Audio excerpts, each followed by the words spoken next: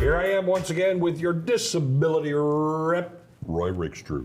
Good to see you, Roy. Good to see you, Tom. Always. Yeah. Okay, we're going to talk about, well, it's Medicare, the Advantage versus supplements.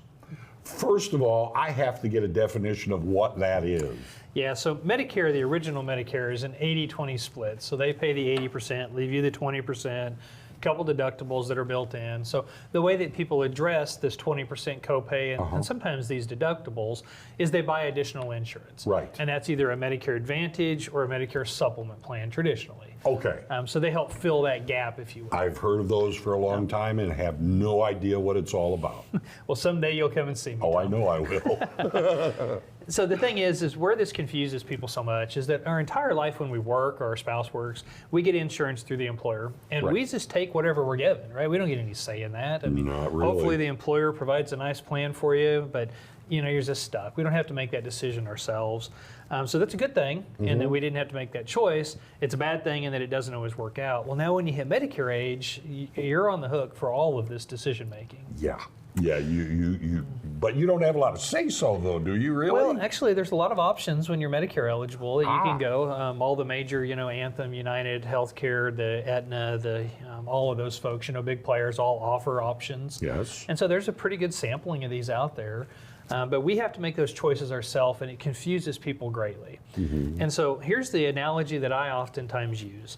I like food. I like to eat. Anyone who's seen me will know that. As do I. And so I kind of compare these things to a buffet and a cafeteria. Okay. So our supplement plans are kind of like a buffet in that they have a higher cost to get in. So a lot of times you're going to see a couple $100s for these things or more, depending on your age. But you're going to have a higher cost to get in. But once you've paid that, pretty well everything is taken care of. So a lot of times people end up with a Part B deductible that they have to pay. They have to pay the premiums of the plan, but they don't get a lot of copay structure. When you go in, you don't get a lot of, $10, $20, $30 at the doctor's office. Most of that stuff's just covered. And so you kind of have your expenses up front, and you can kind of predict these things. My parents loved them. They never had to talk to the billing department at the hospital ever again because it went to the insurance company took care of it, and they were done. Yeah, I know a lot of people, when you get that stuff, they start thinking in terms of they're nickel and diming me to death here. Well, right. So the other option is cafeteria, is more like a cafeteria, and these are our Advantage plans. Most of these things have a low or sometimes even a no monthly cost. So there's not a premium or a very small premium. They're more of a pay-as-you-go, like a cafeteria. You can walk into the cafeteria for free, but if you start selecting things, that's when you pay for it. Right. And that's the way these cafeteria plans are set up. So you're going to see a copay for the doctor, a copay for the lab, a copay for x-ray, a copay for hospital stays. Everything's got a copay on these Advantage plans. Zero or very little monthly cost, but you pay as you go when you use the product. Oftentimes these are the ones you see advertised on TV. They've got drug coverage, they've got dental, they've got vision, they've got hearing benefits. Sometimes they've got other things that are built into them for enhanced benefits. They incentivize people to enroll in these. But that's kind of a rudimentary difference as a buffet and a cafeteria. Okay, that's the Advantage plan, the last one. Yeah. Now you mentioned, vision and this and that. Okay. Is that part of the other one? Nope, the supplements, it's all standalone. You have to buy it individually. The same thing with your drug plan. You have to add those things on. But Is that when they start talking about Medicare Part C and whatever? They add other letters to it. Yeah. So the Part C and those other letters that you're referencing are parts of these plans, the things that we're talking about. Okay. So the important thing is we're coming up into this enrollment period from October to December where people can change plans for the next year.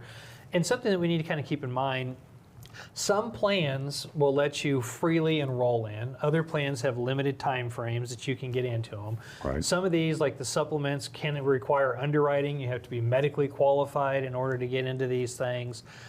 If you select the wrong plan, there can be huge differences in what you actually pay. It's real important that you talk to somebody this type of year that sits down and does a needs assessment, tries to figure out what it is that's important to you, what aspects of your health you need to emphasize, and make sure that you're well covered for, so that you get into a good plan that works well for you. Most people's frustration with insurance is that they're in the wrong plan, it doesn't fit their needs, and there's a better option for them. And that's part of what we try to do here, is we try to help folks to navigate this and pick a good plan. Better to avoid the mistake at the front end rather than have to fix it somewhere down the line. It is, because a lot of times enrollment in these things are for the year. And Yes. so if you pick a bad plan, sometimes you're stuck for a lot longer than you want to be stuck. All right, people want to talk to you, want to find out, maybe need a little help. How do they get a hold of you? Well, you give me a ring here at the Resource Center, the 882-1800. And I wear a lot of hats here, but the insurance side, we run through the Resource Center, 882-1800. Spent a lot of my life working with Social Security Disability and Medicaid, and also with Medicare. So especially if you find yourself where you have multiple program entitlements, it's real important you talk to somebody that understands, all of those. All right, absolutely. You need some help? Give Roy a call.